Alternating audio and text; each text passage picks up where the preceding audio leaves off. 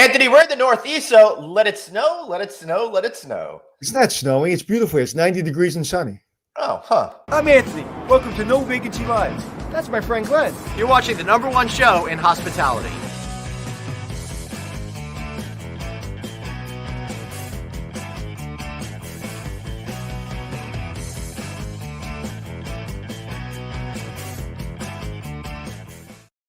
Hey, everybody. Welcome one and all to No Vacancy Live. We got Anthony Melchiori right over there and me, Glenn Hausman. Anthony, so great to see you. So the meteorologists are predicting a massive snowstorm is going to start here any moment now in the Northeast. I don't know how excited I am, but I am excited. You know, there's a couple things I kind of don't like. And one of the things is when people say, oh, my God, it's going to snow. Oh, my God, It's cold out. Oh my God, it's, can you believe this weather? It's in New York. Right. It's like, or like when you go into a grocery store and I feel bad for the cashier because it's like when it's really hot out, people go, oh, it's so hot. It's like, how many times a day does you have to hear it's hot? You're in the Northeast, you have 4 seasons. When it's hot, it's windy, it's cold. So listen, as I'm getting older, I do enjoy the weather of Miami. And I probably will be buying a condo in Miami for 6 months a year, probably the next couple of years. But man, it snows. You got to love it. You got to love the snow, and you got to embrace the snow, and you got to do things that you do on a snowy day. Drink hot chocolate, go outside and make snow angels. That's right. Snowballs at Glenn's house, things like that. Hey, all the normal stuff out there. And I'll tell you, I love it now that I'm out on Long Island. But when I lived in New York City, snow was great because I didn't have to shovel it, but you had to watch out because at every single intersection, there was lots of danger because the plows would come by, stock up the snow, people would stamp it down. And then you have to do this leaping over giant puddles of icy water to make sure that you don't get completely soaked. And I feel sorry for those people who miss because they do, and they fall right down. My daughter has an internship for the winter holiday break from college. And so she wanted to drive to her job this morning. And I was like, no, you're going to come back in a snowstorm. And she goes, I'll be fine. I was like, you've never driven in the snow before. And to even get the car out is going to take you 20 minutes. So you're not taking the car today. So then later I'm going to take her to the big parking lot we have out here. And I'm just going to let her drive in the snow to get used to driving in the snow. But, it's like, listen, a new driver in New York driving in the snow is like an old driver in Florida driving in, the flurries of Miami. My goodness. When it flurries in Orlando or something. Yeah, it's a once-in-a-century storm. What happens over there? The city is paralyzed. Nothing can happen. Right. And there's 90% accidents. Everybody's crashing into each other. Yeah. So right, anyway, hold on. Before we go on, I have to say, hey guys. What about Best Buy? BestBuy.com/hospitality is your place. Guess what? To get IT consulting. You know what? IT consulting, you may not know what you need for your hotel. You may not have a good strategic plan, but the Geek Squad, and they got over 4,000 of them, can help you with great strategic IT planning, as well as if you're at a place like I'm not at right now in Turks and Caicos, outdoor furniture. Anthony, back to you. Let me ask you a question. Why aren't you on the Geek Squad? Why aren't I on the Geek Squad? Right. They wouldn't. I'm too geeky even for them. They wouldn't take me. So this morning, I had a conversation with a good friend of mine, Howard Smith. Hello, Howard, if you're watching. Just one of the people I've worked with in my career that is just one of the greatest people, really a mentor, and really kind of watched him more than work with him every day, and just a great person. So that made me happy. And my friend Susan, my client Susan, I am sorry I missed our appointment. I apologize. It will never happen again. Please don't beat me up. Okay, so on to the show, Glenn. Okay, one show note. If you guys missed it, I did a quick special episode yesterday with Roger Dow. He's the president and CEO of the U.S. Travel Association. Check out novacancynews.com. Check out our respective LinkedIn feeds, our Facebook pages, all of that stuff. Catch that important interview where I go off on why Congress still sucks because they're not doing anything to bring relief to hoteliers, and Roger Dow shares what he is trying to do about it. What was the one thing you learned yesterday? I didn't learn anything. It was reaffirmed that Congress sucks. Now, apparently, they are going to stay in town to get a deal done, and I've already been in conversation with Chip Rogers over at the AHLA. As soon as the deal breaks, he's going to be back here on air with us to share what the deal is all about. I want to say this, in New York City right now, they shut the restaurants down. And as I've said, I'm a mask guy, 6 foot distance guy, but I didn't see why they would do something like this. It was 1% of the infection rate were coming from indoor dining. They said 1%, 1.5%. It's probably less than that. But did they shut down the restaurants? And 78% of all of the infections in New York are coming from inside gatherings. What's going to happen when people don't have a restaurant? They're going to meet their friends inside their home without a mask on. That's so right. It didn't make any sense to me. And now New York, you just saw the Marriott in Times Square lay off 800 people. Yep. Now I was the first person to say we're going to be back better than ever. We're going to be able to survive this.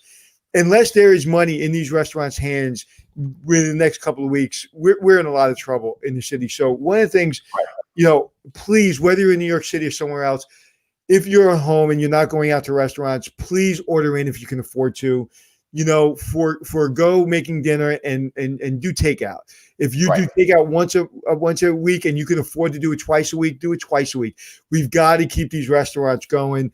You cannot take an entire industry and basically look at this industry and say, well, you no longer exist. I'm sorry. Right.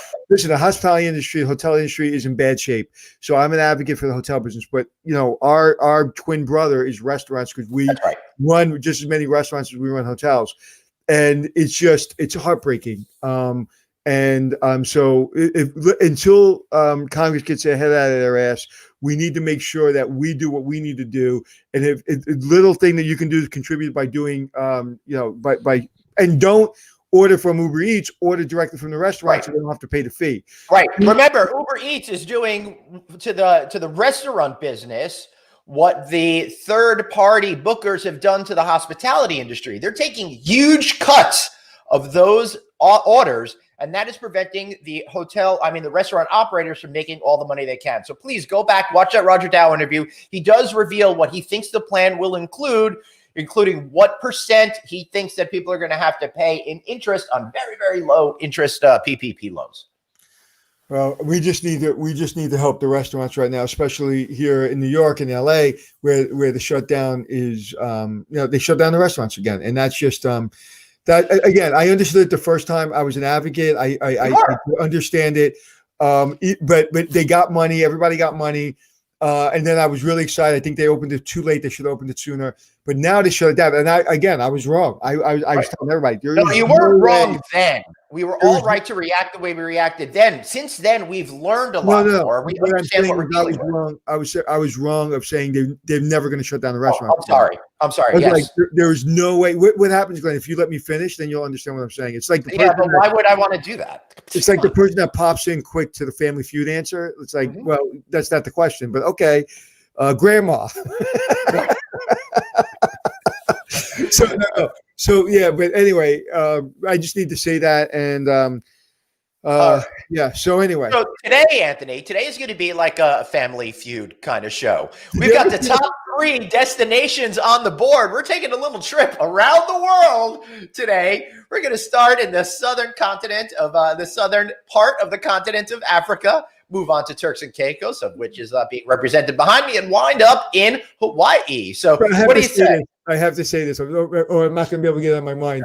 Do you ever see the Family Feud, like the top 10 Family Feud moments? And the question is, what doesn't a burglar want to see when he's breaking into somebody's house? And the guy goes, naked grandma.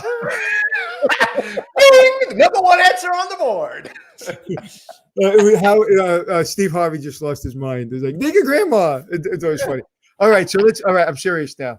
All right, let's get really serious and bring in Mr. Kent Redding of Adventures in Africa. They do consulting on African adventures, and they've been named a top 10 company with travel and leisure. For Kent, how many years in a row has it been? A million at this point? Grandma. All right, we're totally going to get along, Kent. 5 years in a row. Wow, that's quite the accomplishment. I was telling you before we got on air that there's nothing I would like more than to go one day on an African safari adventure. Sure, I went to Animal Kingdom at Disney World. Sure, I went to Great Adventure in the 70s and 80s, and the monkeys jumped on my car and terrorized me. But I want a real African safari adventure. And you've been focusing on that in 14 different countries in the southern part of Africa for a number of years now. Well, I'm looking forward to hearing what you think is going on currently right now. So, and also, Ken, you got to sell me because I'm one of those people that I'm not a guy that wants to go on an African safari. You can convince me to go on one. You can convince me to go to Africa, but I'm not jumping on the plane that quick. But yeah, I can be probably easily convinced. So tell me what's going on. Yeah, we've dealt with a lot of city people before who'd never thought they'd want to go on safari, and when like the spouse makes the other one go, and they've got a lot of nervousness and trepidation related to the trip, and really You're just scared of all the shots that he had.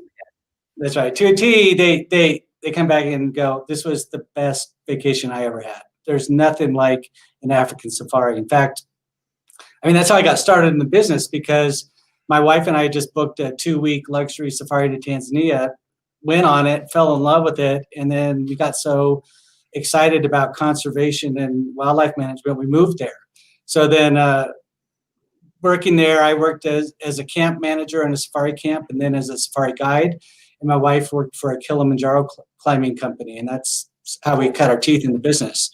Then around 2001, we moved back from Tanzania to Colorado, where we're both from, and we started Africa Adventure Consultants, our company, and because we wanted to continue helping to support the wildlife and the people and the ecosystems there.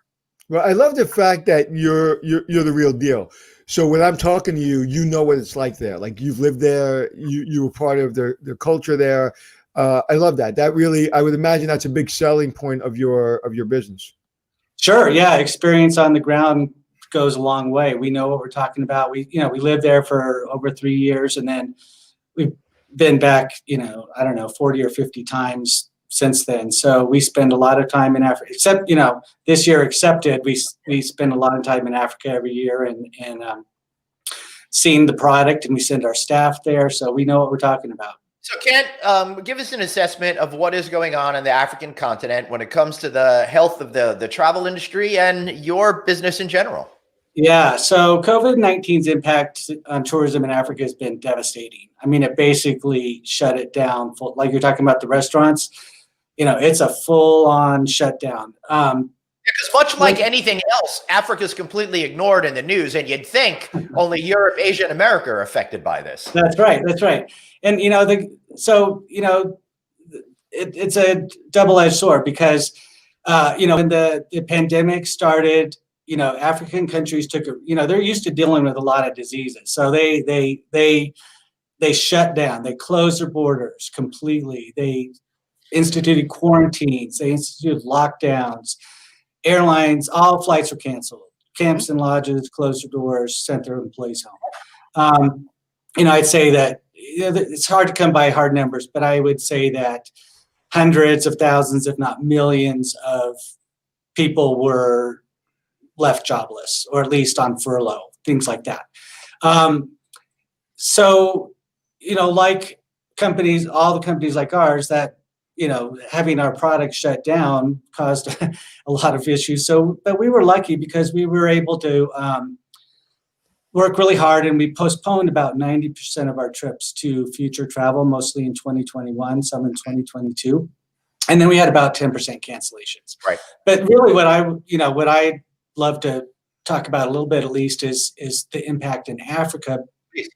Beyond the people, there's maybe an unknown impact, which is that it's really hurting the wildlife and all the different iconic animals in Africa, because the money to support maintenance of parks, including anti-poaching efforts, dried up. And really, most of the parks in most of the countries don't get much support from their own governments. It's really all funded by these park fees that people pay. That's right. And when that dried up, it left a vacuum where poachers came in. And soon after the shutdown started, the pandemic started, we saw examples of lots of poaching going on. And again, it's hard to get big comprehensive statistics. But, to put it in perspective, the World Wildlife Fund reported in 2018 that population sizes of wildlife decreased by 60% globally between 1970 and 2014. Put it another way, we've lost 60% of all the wildlife we have in the past 50 years. And then this happens.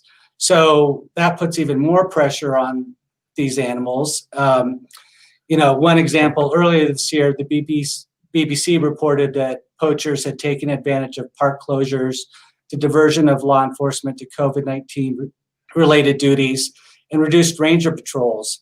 And with fewer tourists on the ground, eyes and ears on the ground, the poachers came in, and they reported that there were 6 different rhino poaching crews intending to launch raids into adjoining Kruger National Park from neighboring Mozambique. And at the same time, the CNBC reported that at least 6 rhinos were poached in Botswana within the first few weeks of the virus lockdown, and at least 9 rhinos in South Africa were poached during the same time frame. Right. And I suspect in the coming months and even years, we're gonna hear a lot more reports about these incidents that have already taken place. Find carcasses and things like that. Yeah, absolutely, and that is absolutely horrific. Not only for the wildlife thing, but from your income position as well. Because if these animals go away, it's going to destroy the tourism industry, which is a huge part of many African countries' economies. What I don't think we talk enough about is that sense of what I would call relative scarcity. The idea that there were so many more animals 50 years ago, so somebody who's 50 years older than me would have a different perception of how many animals should be in the African continent, for example, than today. So I don't think people really can grasp what that number really means. It's like when that fisherman would go out and catch a giant net of things, and his son would catch a half a net, and then the grandson catches only a few fish, but he only compares it to what his father did, not what his grandfather did. So that's a big concern with me when it comes to wildlife. Absolutely. I mean, without the wildlife, my company and all the companies like mine are completely out of business. And, I think you make a great point in terms of the impact of tourism in Africa. So the last year, I believe it was, the World Travel and Tourism Council reported that wildlife-based tourism generated $29 billion in revenues in Africa. Wow. And employed 3.6 million people in Africa annually. So it's huge. And I know for a lot of the countries that I'm closest to, tourism is in the top 3 foreign income earners for most of them. If it's not number 1, it's 2 or 3. So it's huge. Wow. So where do we go from here? While you're answering that, what would be a good way to donate to support animal conservation? Well, I was just saying, where do we go from here, and how do people donate to conservation? But thank you, Glenn. Right. There's lots of great nonprofits working in Africa to support conservation in a lot of different ways. But really, I think the best way to help is to go on safari. Go out, stay in the camps, stay in the lodges, take some tours, get some guides employed, some hotel staff, and pay your park fees. And, particularly luxury safaris, the area we specialize in, has the biggest impact as people spend the most money on those trips. And that money does a lot of good. When we lived in Africa, we had a lot of friends who were working in nonprofits, and we admire them and we think it's great, and they do a lot of good. But I also think, what I decided for myself is that I think it's the most important thing you do for somebody in Africa is give them a job. And the way you do that is by create business for them. And so that's what we focus on. And then with the additional. Well, isn't that true really across the world? A job is what people want. They don't want handouts. But talking about that, we're going to be able to give people jobs by you inviting us to do our podcast from Africa. When would you like us to go? Well, the good news on that is that Africa is open. All our destination countries are open. They're welcoming visitors. In fact, Tanzania, where we used to live, was one of the very first countries to open up to Americans. Some of the countries opened up to other nationalities, but excluded Americans for COVID stats. They said, come on in. You don't even need a COVID test, and welcome. So we could go to Tanzania. We could go to South Africa. We could go to Zimbabwe. We could go. Why? I'm curious of why they wouldn't like. I was all in until you say you don't need a COVID test. I want a COVID test. Why would they say you don't need a COVID test? That's their policy. They're open door. They've had very low, actually all of our destinations have had really low infection rates. It's weird because you start off by saying how they're used to this sort of thing and they do all of these lockdowns and they seem to take it more seriously than we are here in the United States. But then to hear that, it seems to contradict that notion. Well, that's one country. All the other destinations that we sell, that's a government decision. All the other destinations that we sell do require negative COVID tests taken typically within 72 hours of your departure to their country. Now, but are there any flights? Are there any flights from yes, America? flights are on. Airlines are putting it now. It's coming back slowly. There's, whereas let's say British Airways used to fly twice a day to Johannesburg and Nairobi previously. Now they've got one flight few times a week. So it's not all there, and we're seeing a lot of flight changes, kind of last minute. But you can do it, and all the major airlines have come back with flights into our key hub airports. And I think the thing that I'd like to remind or to tell people is that, and then once you get there, you're going to be so impressed with the way they handle things. People wearing masks, sanitizing going on all the time, social distancing. And that's the great thing about safaris is that it's the perfect COVID pandemic activity because it's all outside in the fresh air. That's the way it was before COVID. Yeah. So I would get on a plane tomorrow and go to safari if I could. Well, good. Yeah. All right. So before we run out of time, because we've got a big show with a couple more guests coming on, Kent, where are the best countries to see specific animals? Okay. So, look, most people say they want to see the big five. That's lions, leopards, elephants, Cape buffalo, and rhino. Not giraffe? And no. That's an iconic animal, but it's not in the big five. They seem to be at every zoo just chewing on stuff. So, yeah. So, but but to your question, so if you did want to see giraffes, a great place to see giraffes, in my opinion, is Kenya because they've got several varieties of giraffes. I don't know if there's different races of giraffes, but they've got, Maasai giraffe and Rothschild giraffe and reticulated giraffe. So that's a good variety. For lions, I think Tanzania is key. It's Serengeti's 6,000 square miles, chock full of lions. For leopards, South Africa, particularly the Sabi Sand near Kruger National Park, is far and away the best place to see leopards. And Cape buffalo are pretty prevalent everywhere. Elephants, they're all over the place, but the best places in Botswana and Zimbabwe. Together, there's different stats, but we're talking more than 100,000 elephants in that region. What's the most incredible animal interaction you experienced on safari? Wow. Probably getting chased up a boulder by a hippopotamus. That was pretty scary. Yeah, those guys are dangerous. And hippos could move a lot faster than they look like they can move. Oh, man, those things can move, and they're not very agreeable animals. So, aren't they the most dangerous of all the animals on a death count, right? For normal people? By some counts, yes, they are. Yep. Yeah. Wow. So Kent, I got two questions for you. One, say someone's got all the money in the world and there's one place they want to go and they want luxury and they want the best of the best of the best, but they also want to see animals because that would probably be kind of as far as I would want. And yeah. And one day when I have all the money in the world and my kids are off the payroll, I'm going to take you up on it. So what is the place? And also you can answer this question first. What's the one thing I shouldn't do if I go on these safaris besides being an ugly American? Right. Okay. So for you, the way you described your needs, and that's what we specialize in, is customizing trips based on what people like and what they want. You should go to Botswana because it's considered by many to be the premier safari destination.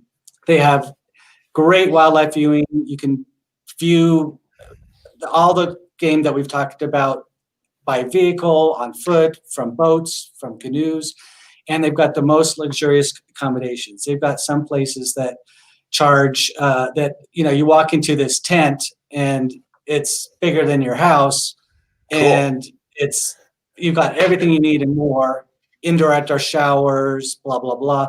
You're going to pay $4,000 a person a night for that, but you're going to have a really good time. So what's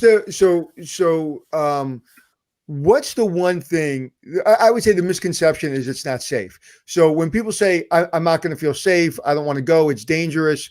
What do you say to that? If you follow a couple basic rules, you'll be safe. It's safer than New York City. It's safer than a lot of different places. You listen to your guide. And to answer your previous question, the one thing you don't do is you don't run.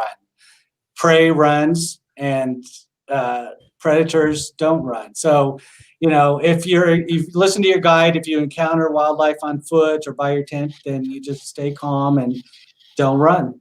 Okay, they smell urine coming down my leg? Yes, they can smell a lot of things. So, what if it's mine going down Anthony's? And I just have to say one thing, like, and if you decide you want to expand beyond Botswana, but I think that's the place for you. If you wanted to expand a lot more, we set up this really fantastic time capsule itinerary because next year's our 20th anniversary. So we did 20 days to our top places that we've ever seen over 23 years in business. And so this would take you to, South Africa, Namibia, Botswana, Zimbabwe, Kenya, Tanzania, and Rwanda over 20 days, private flights the whole time for a mere, start prices started at like $85,000. Hey, no big deal. That's not bad. And if you want to sponsor No Vacancy Live, just drop me a name. If you think about it, for a lifetime, I thought that would be $1 million. No, see, it's a deal. It's a steal. For 2 weeks with your family, and it's $40,000. Yeah, well, that's per person. Yeah, all right. Glenn's got money like that. No big deal. Yeah, sure. Got plenty of it. I'll give you over the details. Let's see a rhino. I want to see a hippo. Hold on. We're going to have to move on. But before we do that, Anthony, I would love you to share your website, Adventures in Africa. Again, one more time. People are asking about how they could reach out to you. Right. So it's kind of confusing. Our company name is Africa Adventure Consultants, but our website is www.adventuresinafrica.com. Excellent. Now, Anthony, the reason why I asked to wait till after that is because the other day when we were doing our No Vacancy job fair, and remember, everybody, we had hundreds of available jobs in the hotel industry during that show. Go check out our databases of shows and see for yourself with all the great companies we partnered with. When we ended each segment, we gave people the hook. I think today we should give him the hippo. That's what I'm thinking. Let's bring up that hippo video. Oh, yeah. Well, that looks dangerous. Is that a bowling ball? Oh, melon. A watermelon. Is that a bowling ball? Yeah, let me put my hands in the hippo's mouth. Okay. Yeah. We don't feed the animals on our side. Well, it looks like it's a trained person doing it. All right, Ken, any final thoughts before we let you go, sir? Thanks for the opportunity. Africa's open. Come see it if you haven't seen it before. Go return if you've been there before. Ken, let's do our podcast from Africa. We'll take you up on your invitation anytime you're ready. Okay. Thank you, sir. Remember, adventuresinafrica.com. Thank you so much, Ken. All right, so moving from Africa, we're going to head over to Turks and Caicos. I've got the lovely Shore Club behind me. Karen Witt, thank you. Welcome to the show. How are you today, Karen? Hi, guys. I'm fine. Thank you so much. I'm impressed that you have our yoga pavilion and the lap pool right there behind you. Yes, let's take a moment and have a moment of zen and take a look at this one second real quick. That's awesome. Yeah, and beautiful property. As much as people may be concerned about going to Africa, or that's a real wow, that I have to think about Africa. Everybody wants to go to Turks and Caicos, and everybody wants to go to the shore. So it is beautiful. I've been there once. Unfortunately, I was supposed to stay for 7 days. I could only stay for 4 because we did not realize that our children's passports were expired because our passports every 5 years, but kids every 3. So we get to the airport 5 a.m. I'm so proud of my kids. They got up. We're ready to go. We really needed a vacation. It was the snowiest day of the year. We're there. We're with friends. We've never really traveled with friends before. And my daughter Mia comes to me and she says, we're on the line at the airport. She taps me and she says, Dad, my passport, it's expired. I said, it's not expired. Come on, we got to go. We got to go. She goes, Dad, it's expired. I said, don't worry about it. No big deal. So I get into a conversation with a TSA agent, and he did the best thing anyone can ever do to me. You're not going. It's over. Go home and get an updated passport, which was great because we wasted an hour of me begging. So we went home. It was, oh my God, I can't tell you how crazy that was. But we absolutely love Turks and Caicos, and we can't wait to come back. It's funny you should say that story, Anthony, because I have a similar story. One of my closest friends, they all show up to the airport. His wife is a citizen of another country, and it was within 6 months of expiring, and they wouldn't let him get on the plane, and their whole trip to Turks and Caicos was ruined. Now, I hear amazing things about Turks and Caicos, but I'm curious, Karen, where's the best place to see hippos on Turks and Caicos? Yes. Well, I'm a bit speechless after that hippo video, and I'm actually feeling quite thankful that we don't have hippos here after I saw that watermelon explosion. Well, you do have running with horses on the beach, which I loved. One of our favorite things. We have ponies on the beach, and of course, it's all here about sun, sand, and sea. So you can see just about anything you want to in the water, aquatic life, and so forth. But yeah, you're not going to see any hippos here for sure. And I was just going to say, thank you, Glenn, for mentioning about the 6 months on the passport, because that is correct. You need to have that leeway of at least a 6-month period, right, before you travel here. So that's good pointer. All right, so Anthony, before we continue, I'm getting yelled at by producer Dave because I did not take a show instruction correctly. Julie from Hawaii is supposed to join us for the rest of the conversation as well. So let's bring her on. And if you guys could, we're going to now go a little bit back and forth, see what the difference is between Turks and Caicos and the lovely Hawaii. Julie, mahalo. Thank you for getting up so early to talk with us. It's only 6:30 Hawaii time right now. Aloha. Yes, it is pretty early here, but thank you so much for having me on your podcast. Well, thank you, Julie. So Karen, if we'll jump to Julie in just a second. Karen, I want to ask you a question, just so people understand Turks and Caicos. Where are you on the island? Tell them the different parts of the island. Because one thing I learned by being down there, there are parts of the island that are more my personality. I don't like seeing people. I don't like people. I want to be away from everyone. And why can't you settle on one name for the country?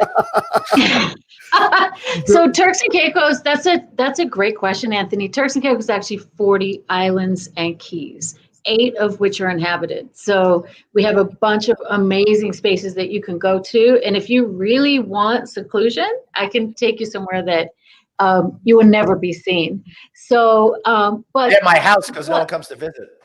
Oh, okay, except for your house. But of those 8 islands, Providenciales is where I'm located, and where that's pretty much the resort capital. That's where most of the tourism takes place. That's our major international gateway, and so that is where you were. And even on that island itself, you're right in that there's a lot of diversity. You've got resorts that are a little more secluded. You have the mainstream boutique properties all along Grace Bay Beach and so forth. So we also have Grand Turk, which is our government capital. That's where the cruise ships come into.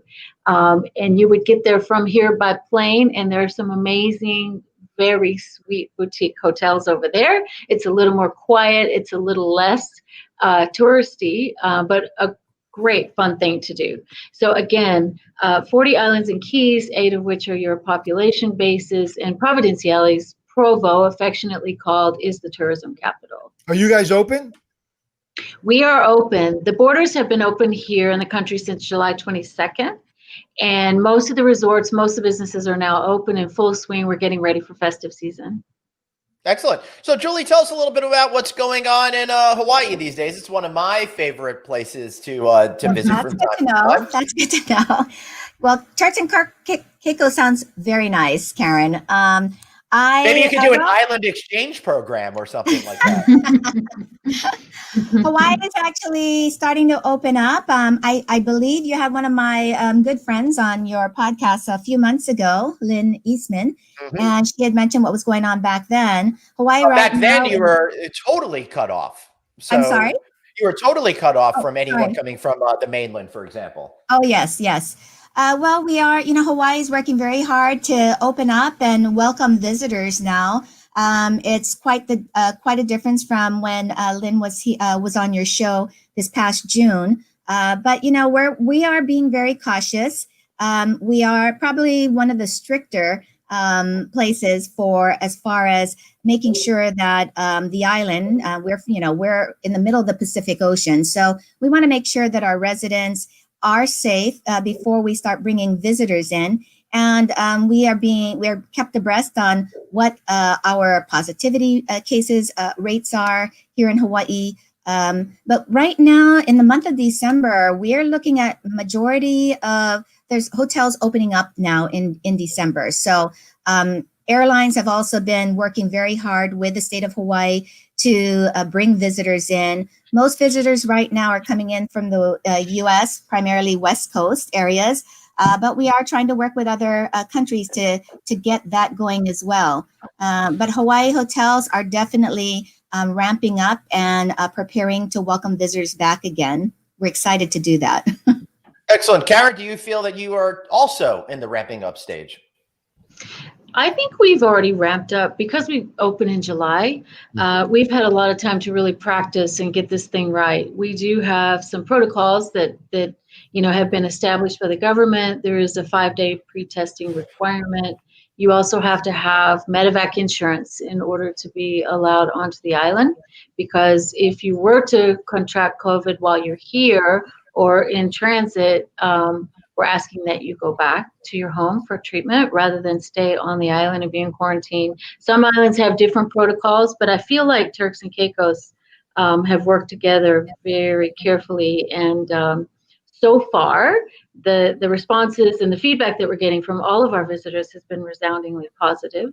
It's a great place to visit, and I think we're ready. We've been practicing people for a that want while. to travel want to be safe. I don't want to think about COVID.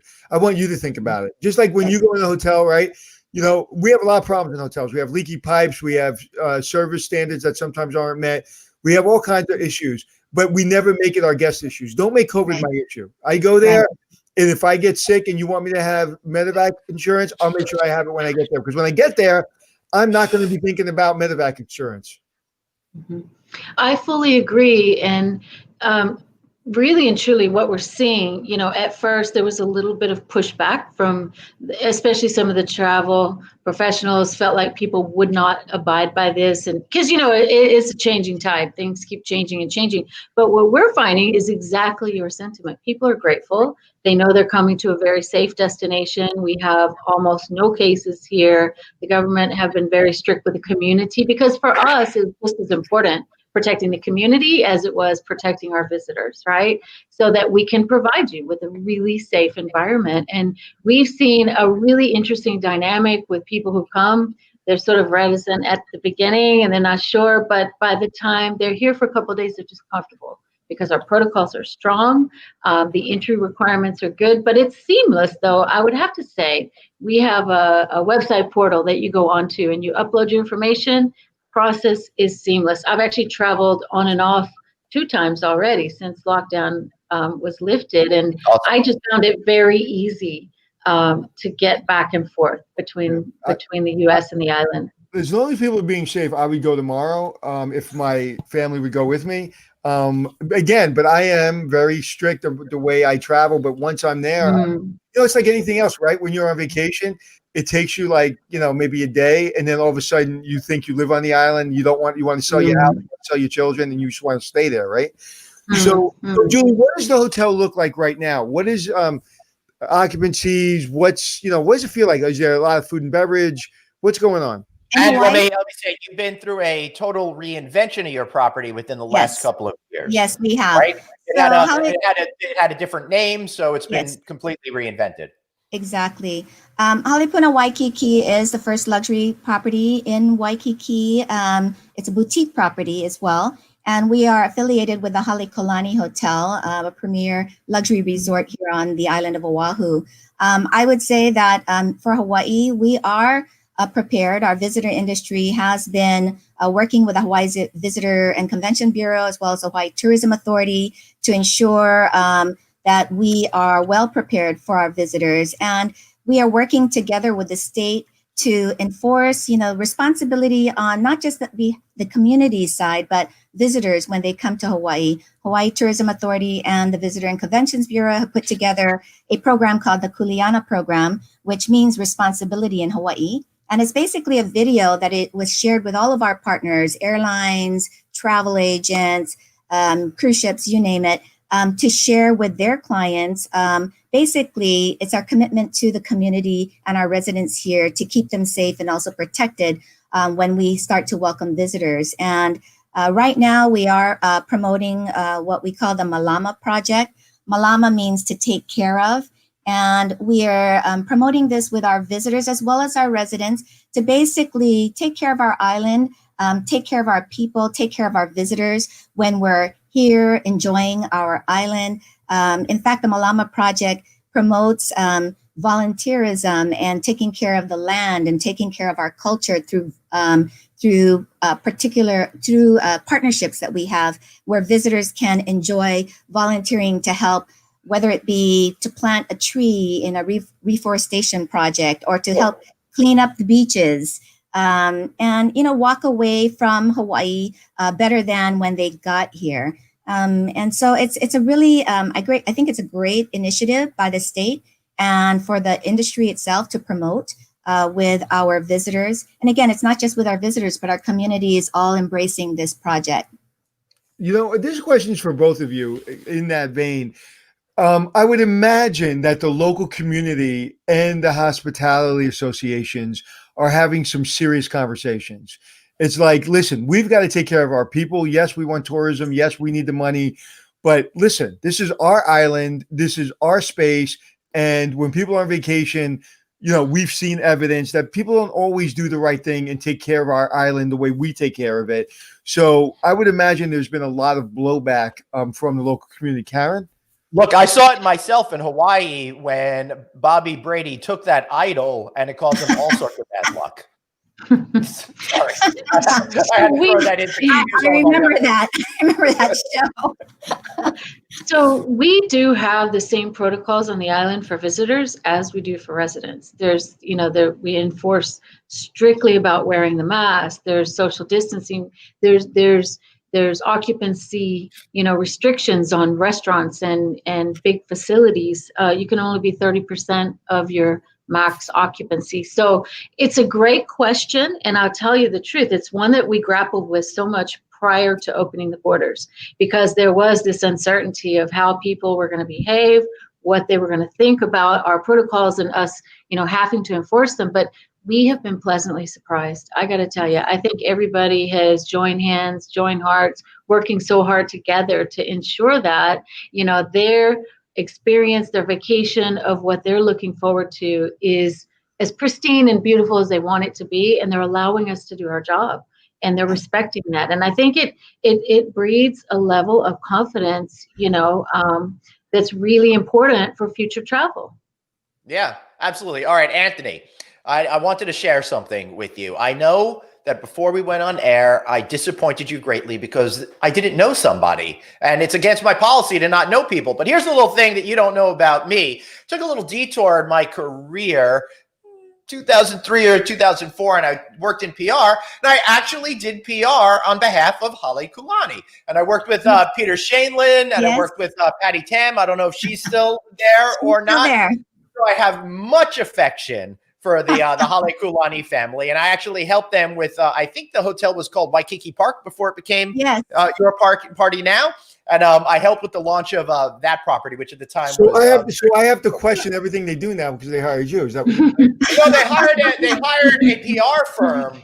And you should question the PR firm for hiring me, but it didn't work out too well. I only lasted there 18 months and realized PR is not for me. That must have been before my time. I was the general manager for the Waikiki Park Hotel before we shut down and renovated to reopen our new Halepuna Waikiki, by Halekulani. This is 15 years plus.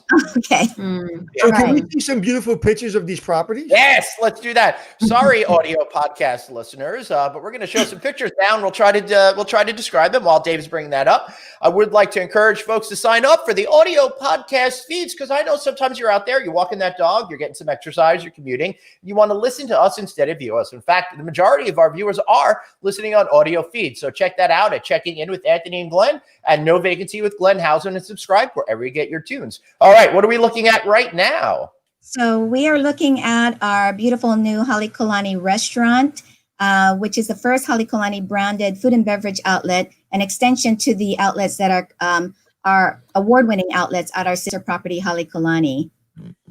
And we feature a local menu designed by a local chef from Kauai. This is our pool deck. We now have an infinity pool deck that drops so that guests can enjoy the ocean view. This up on the roof? I'm sorry? This is a rooftop, correct? This is actually not a rooftop. This is on our 8th floor, and it is a great view of the ocean. You can watch the whales during whaling season. Wow. You can watch the surfers. But we do have cabanas, a pool bar, which is always good when you have a pool. That's awesome. And the hotel is located just across the street from Halekulani, which is on the beach. So it's a great location. And this is our beautiful new lobby. Wow. It's designed by Shampalamad out there actually in New York. And I worked with them, Andrea Shampalamo, however you say her name. I worked with her on the Algonquin. Yes. Did you? Yes, of course. Yes. Oh, that's really awesome. And I had them on my hotel design podcast, which existed before COVID. If you want to hear an extended interview with them, check that out. Yeah, Shampalamad Andrea did a very good job. Everything in the from the carpet design to the light fixtures to the art, everything is all custom made for the property, and it's designed to follow in line with the original design of the Halekulani Hotel, bringing in the colors of from the environment outside, the ocean, the sky, the beach. So it's hues of beige, white, and blue as you walk throughout the property. Yes, it's the whole intent was to elevate the property to become a luxury boutique property. And there you go. There's our ocean views. We've got great ocean views. Beautiful room. And you know what makes it beautiful? I'll tell you, and that's why she's such a great designer, is those little subtle blue accents, the walls, the carpet. If you take that out and you make that white or beige, it's going to look a little bit too plain, and it's going to look a little bit like everything else. Those little hints of blue just change the entire dynamic of the room. Exactly. I mean, Julie, let me add, I also want to say it's a great job because the infrastructure itself is a much older building. It's been there, I guess, for 30 plus years is my guess. It's been actually 25 years. This is going on 26. Yes. So hotel design, when you're creating the buildings 25 years ago, very different than you would do it now. So extra kudos to the design firm for creating a much more spacious feel in an older building. And we're happy we're happy that having only been open for 5 months, unfortunately, because of COVID, we have already received accolades that we're very proud of, being announced #1 Hawaii hotel by 2020 Condé Nast Reader's Choice and the Travel and Leisure annual awards. So we're very proud of that. And it's all congratulations. Say that again and say it slowly. That blew me away too. That is that's about as used as you get. So say it again. So I'm very proud as a general manager to have received recent accolades, being recognized as Hawaii's #1 hotel by 2020 Travel and Leisure's Reader's Choice Awards, as well as 2020's Condé Nast Reader's Choice Awards. So that really, I'm so proud of that. You can drop the mic and retire. You can drop the mic, Julie, and retire. You're done. Double drop the mic, because when it was Waikiki Park Hotel, they struggled with trying to figure out how to really make it pop. The staff there was great, but it was more focused on the business traveler. And I think that diversion to creating another luxury outpost is really what did it for you. So congratulations. Thank you so much, Glenn. And you know what you did? You kind of hit something on the nose with the Waikiki Park, and it's the staff. It's really the staff who actually came back when we reopened to Halepuna Waikiki, at least 85% of our staff returned after 1 year. Closure. Wow. It's that same staff that is, in my opinion, what helped also to help receive these accolades. Yes, of course, we've got a beautiful new property, but the staff is, as you know, Karen, I'm sure, is what makes it or breaks it. And our team definitely has made it for Halipuna Waikiki. All right, let's see some pictures from Turks and Caicos. How about that? We don't want you to feel upset, Karen. I know we got that great image behind me, but I want to see more. I don't feel upset, and I just want to say, Julie, I love your images. That was very well done. As the guys said, the design team did an amazing job, and I'd love to come there one day. Now, I did want to mention before we go on, I'm actually vice president for the Heartland Group, and we have 3 hotels in Turks and Caicos: the Sands on Grace Bay, the Palms on Grace Bay, and now this, who we're looking at, the Shore Club, is our newest hotel. We just passed our 4-year anniversary. And let's add that you were GM of the Palms, but now I was you're the GM. overseeing everything. Yep. Yeah, well, I was a general manager for the Palms for a number of years, and then now I am working directly with the owning company of these 3 hotels. Awesome. So I work for all 3 basically at the moment. And Julia gave me a great segue for travel and leisure, because in 2019, the Shore Club was named #1 hotel in the Caribbean, travel and leisure, in the same Reader's Choice Award. So we have something in common there. I didn't know we had superstars on our show today. You have 2 rock stars on your show. Leave it up to producer Dave to secure the best guests, right? Yeah, there you go. So what you're looking at here, this is one of our guest suites. This is the sort of main living dining area with Long Bay Beach there in the foreground. Shore Club is located on Long Bay Beach, and Palms is on Grace Bay Beach. They're literally right across the island from each other, about 10 minutes away. We have the most incredible beaches on the island. So there's lots of diversity there. Another view from just the sort of kitchen suite. The hotel is made up of sort of a suite concept where you have 1, 2, and 3 bedrooms. That's a living room area. Just adjacent to the kitchen that you just saw. And also at the Shore Club, we have 2 types of accommodations. We have villa products, 6-bedroom private estate villas, and then we also have these beautiful luxury suites. There's 38 of them. This is a view from our executive penthouse. That's a 5,000 square foot, 3-bedroom, amazing unit with a double balcony. And again, one of the things I want to mention before we go forward, all hoteliers out there, you can spend a lot of money on designers, you can spend a lot of money on building a hotel, but if you don't have a great photographer and you don't know how to shoot a hotel, you're done. You know how to shoot a hotel. These images, and again, it's like, even like if you look at this shot, there's one shot with, there's a little flower, there's a little plant on the second part of the room, in the window in the corner. That's the level of detail when I shoot hotels that I want. And it's absolutely, that is such an important part of what we do, because these images are going to be out there for everyone to see. So if you cheap out on the photographer, you're cheaping out on the entire brand. Yeah, I want to say that Anthony actually did a major session for a major hotel company recently, all about explaining how critical this sort of thing is. Well, I could spend a whole podcast talking to you about this as well, because in any of these images, we would spend days stylizing the room, talking to the photographers. And Julie, I noticed that I was very impressed with the water in the bathtub. That's a hard one. And I noticed that right off the bat, because we struggled. Every time we would shoot it, the water was pink or yellow, or, so you nailed it. Our guys nailed it. Because you got Anthony over there peeing again. David, if you can go back, can you please go back, David, and shoot that and show that bathroom again? You took it off exactly at the time where I want to prove a point, because I have this conversation with owners every single day, and go through the other ones too. That like you doing too much for the photo is a disservice just as much as not doing enough. It's about showing what it looks like, not showing what you want it to look like, because then it's not gonna work.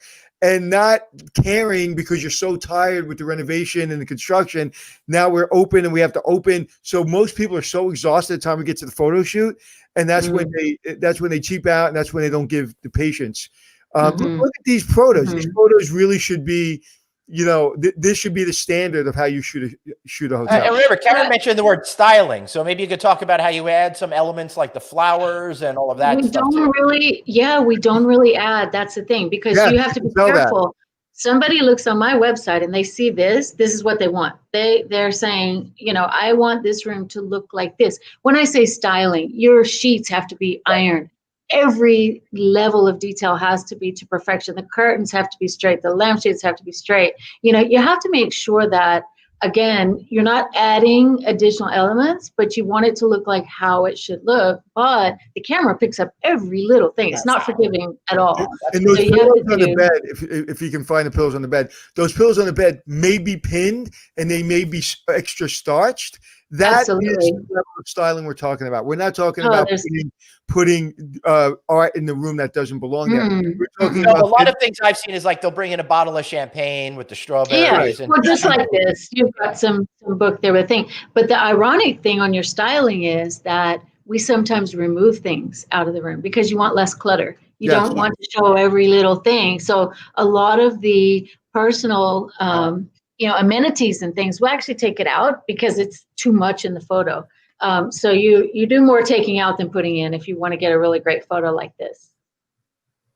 Excellent. All right. Those are very nice photos, Karen. Yes. Thank you, hon. All right, I think we should, Anthony, I think in a future episode, we're going to have to do a show very focused on these types of things. But you saw me lean in because it was the last picture. I thought the people were naked in the pool. I was like, oh, it's that kind of resort. No, it's sorry to disappoint you. No, they're not naked. But Glenn and Anthony, I heard you saying earlier that you're going to, you want to do the podcast from Africa, which I highly recommend. I went on safari last year and it was probably the dreamiest vacation I've ever taken. But guess what? It's so easy to get to Turks and Caicos. We would love to host you here. You can do your podcast right from that. I would love that. That executive penthouse. You can have it all to yourself. David, we have a secret destination that we're going to be going to soon that we're not going to talk about. But our second secret destination, David, get on that flies on duty. Well, I guess it won't be so secret at this point. All right, we're starting to run low on time over here, and we still have Kent in the back. So let's bring Kent back. Kent, how do you get the animals to create such great photos? Do you style them? Do you comb their hair? How's that work? Well, we hire people from the East Coast, and we put little treats in their hands, and we have them hold it out there so that the animal comes real close. One of the things I want to say about this show, and thank you guys for putting this great show together, is right now we're all feeling, especially on the East Coast, it's winter, it's cold, we're getting, restaurants on lockdown again.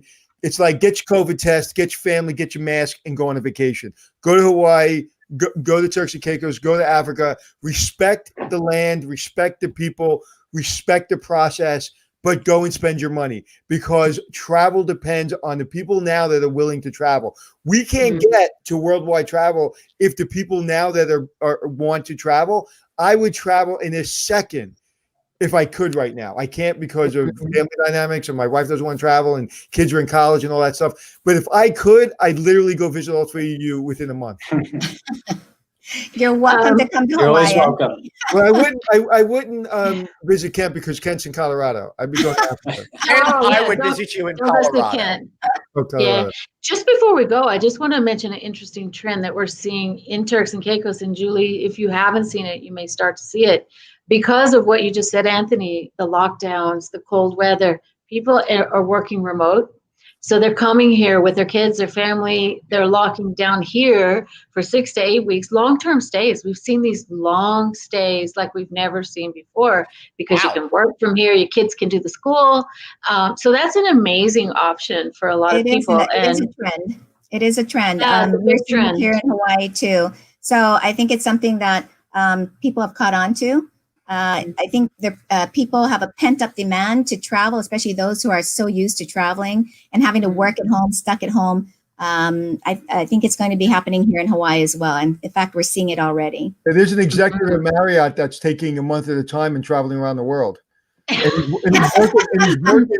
he's working, his hours in the office. The office could be the pool or his suite.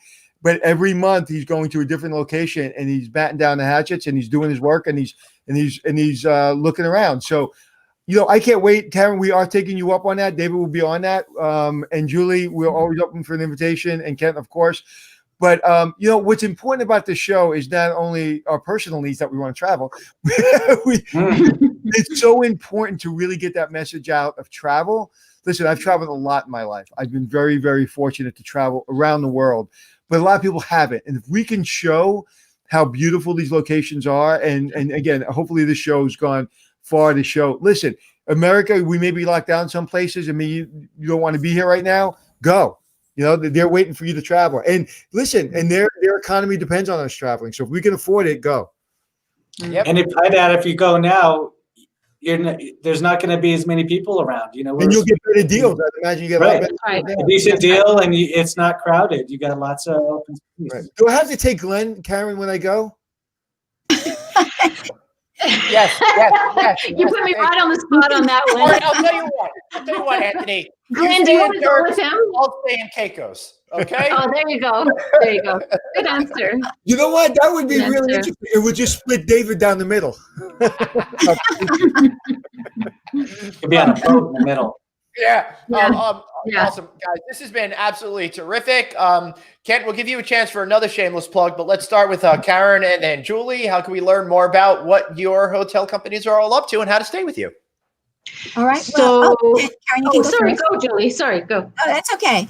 Halipuna.com is where you go to find out a little bit more about our hotel. We have our health protocols on there, our Halekulani health protocols. We're going to be ready to welcome all of our visitors to a very safe and comfortable hotel environment. The destination itself is prepared for our visitors to enjoy as well. And it's really easy to get to Hawaii these days. You just get your COVID negative test 72 hours prior to your departure, have your negative results ready before boarding. Get to Hawaii, you don't have to quarantine. As long as you get that done, you don't have to do the 14-day quarantine. So we're making it easy for visitors to get back to Hawaii. And we definitely look forward to sharing our aloha spirit again with all of you. And speaking of your company, stay in her hotel, but go across the street and enjoy dinner at La Mer, which is Yes. a 5-star restaurant. And I think maybe the only 5-star restaurant in Oahu, if not all of Hawaii. It's That's correct. It's That just is that correct. top notch. And a Michelin star rated restaurant for many years. So- Many years. I had the opportunity to eat there, and I was completely blown away. Karen, how about your plug? And be super shameless if you'd like. Yeah. So if you want to specifically for the Shore Club, it's simple. It's the shoreclubtc.com. However, any of our properties and really the destination, if you want to visit your favorite travel partner, your travel agent, Expedia, we're just very accessible online or in person. You can call a reservations department by visiting that website and click on the link. But I really want to just throw this back to you, Glenn and Anthony, and thank you immensely on behalf of our companies, on behalf of the destination, for really taking the time doing these types of podcasts, because as you said earlier on, they are so critical. In order for us to really survive and get our economies back, we want the opportunity to give you the experience that you want, and we need you. We need people to travel. We need you to be confident, and it just means so much to us to have, the opportunity to reach out to your audience. And I just have to thank you immensely for doing this and for allowing me to be a guest. Well, thank you very much. And the reason we have 750,000 views a month is because of guests like you. People, if we just have shows talking about stuff that me and Glenn want to talk about, it is interesting. We want to give content to what the viewers want to see, what you guys want to talk about. And we're the only place, thanks for saying that, we're really the only place, period, end of story, for travel to all come together and talk about what's happening around the world. So you guys have made a big part of that by just being on the show. So thank you. I don't know about that, Anthony. I think my idea for a show of cooking pork butt with fish jams will be a big hit. Big hit. Ken, final words for you. All right. Just echo Karen's comments. The animals and the people of Africa need your support. And if you choose to support them, you're going to have the best vacation you've ever had. So reach us for a customized proposal at www.adventuresinafrica.com. And we look forward to hearing from you. Excellent. Thank you all so much for being here. What a rewarding show this has been. All right, since we're dealing with Hawaii today, aloha and mahalo. Have a great one, guys. Aloha and mahalo. Bye, everybody. Thank you. I have a future guest for all of our guests today because Yvonne, who just said, great show today. Hopefully she'll maybe be retiring soon and maybe have some time and cash to be going places. So we just gave you 3 places to go. Today, outside of you and I being more interrupty than usual, I was like on my best. I don't know. I thought you were the regular level of interrupty. Yeah, I think we did really well, and I want to do a little inside baseball if we can. Do you mind if we do a little inside baseball? No, I love that shit. Tell the audience how the show came to came to be. This show episode or the series. This episode. Dave pretty much put it together again. Right. That's why I said that, because I don't know and I know you don't know. So Dave, jump on and tell us how it came together, because another great show. Or Dave? Don't, David.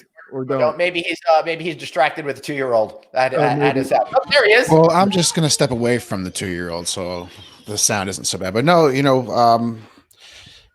we got in touch with some people who represented all 3 of those places, and they put us together. And really, as I'm developing it, I just felt that it would be a really good show to have at the same time and really just touch on different parts of the world. And obviously, it worked out well, not so much because of me, but because of Kent, Julie, and Karen coming out with some amazing content. So, well, they did. But thanks for putting it together. And a lot of people think we're producing this show 12 hours a day, doing all kinds of research, and it really comes down to people wanting to be on the show and you basically being able to put together a great show. And then we do what we do. But I just wanted to, again, don't discount me with getting emails and forwarding them to David. So I'm doing a lot of work behind the scenes.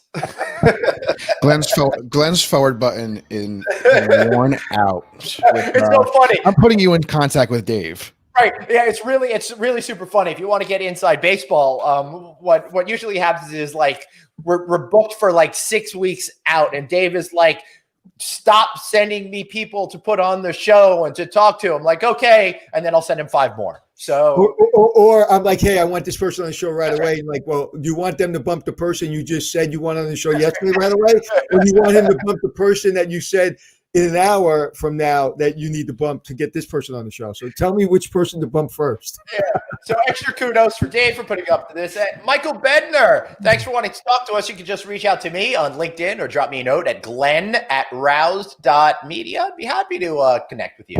He'll be happy to forward you to me. All right, Dave. I've had enough of you. So what was our show yesterday?